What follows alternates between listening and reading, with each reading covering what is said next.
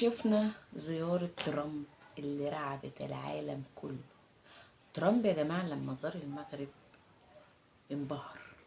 انبهر. رئيس أمريكا، عليك أن تتخيل رئيس دولة ينبهر ويقشعر الأبدان لما يشوف المغرب والأجواء المغربية عفوا، وكل حاجة في المغرب حلوة. دي حاجة من الحاجات اللي خلت رئيس أمريكا ينبهر، خلت رئيس أمريكا يحس من جواه إن هو شخص يعني عنده نقص كتير جدا جدا جدا جدا. ولكن خلينا نكمل، وخلينا مثلا نقول إن الحوار ده معناه، أو زيارة ملك المغرب عفوا رئيس أمريكا للمغرب معناها إيه؟ الزيارة دي معناها إيه؟ الصراحة أنا خايفة من الزيارة دي جدا جدا جدا. خلينا نركن الموضوع ده شوية ونتكلم على الجيش الملكي والأهلي. شفنا جماهير الأهلي وهي بتحدف أزايز، وشفنا جماهير الأهلي وهي بتبهدل اللعيبة الأهلي، لعيبة الجيش الملكي. طيب هنيجي نتكلم إن كله سلف ودين. انت بتعاملني حلو، انا بعاملك حلو. انت بتعاملني وحش، انا بعاملك وحش. طيب لما جم، وانا علقت على الموضوع ده قبل كده، جم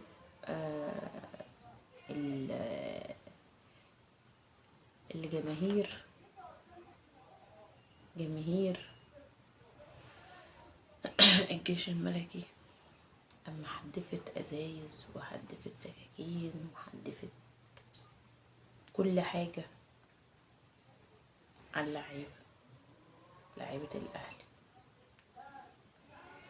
لا وكمان حدفت سكاكين معجون. في ناس كتير متعرفش يعني ايه سكاكين معجون، بس هرجع واقول لك ان ده تم الرد فورا، وقالوا ان دي حاجة، دول جزء قليل جدا من الجمهور المغربي اللي عمل الموقف ده. طيب احنا هنرد نفس الرد، بس عايزة اسأل سؤال. احنا هنرد نفس الرد؟ الإجابة مش عارفينها. احنا هنقول ان دول برضو قلة قليلة، وان الموضوع ده ما كانش ينفع يحصل، الموضوع ده ما كانش ينفع نعمله، وان ده قلة قليلة من المجموعة المصرية؟ ولا هنرد انا رد عشان بس نبقى عارفين؟ الصراحة انا عن نفسي شايفة ان المواضيع بدأت تبوخ جامد جدا جدا جدا، وبقى اي ماتش يجمعنا مع المغرب سواء أندية سواء منتخبات بيخلينا نخش في حروب، وبنطلع من مباراة كرة قدم ل حروب. فأنا عايزة أفهم حاجة، ليه نوصل بعض لكده؟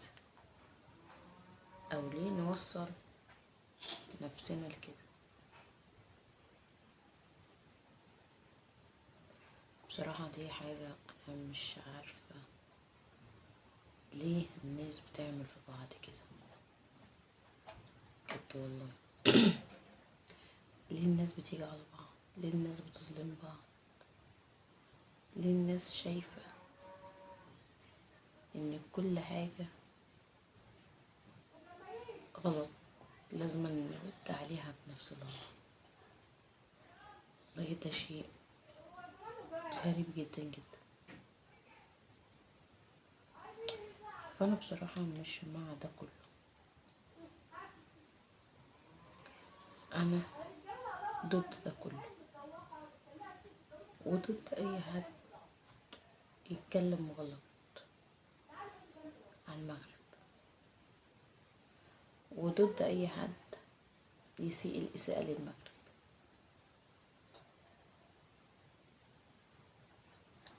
فانا شايفة ان احنا محتاجين نسامح بعض، محتاجين نقف مع بعض، محتاجين ندعم بعض، لان بالنظام ده كلنا هنبقى في حالة ميؤوس منها جدا جدا جدا جدا.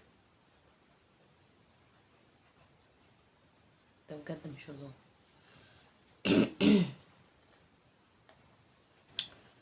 فان احنا بقى نقعد بقى نتكلم غلط ونتكلم ونقول لا، دي حاجة هتبقى من الحاجات اللي مش طبيعي ان احنا نعمل كده، مش طبيعي.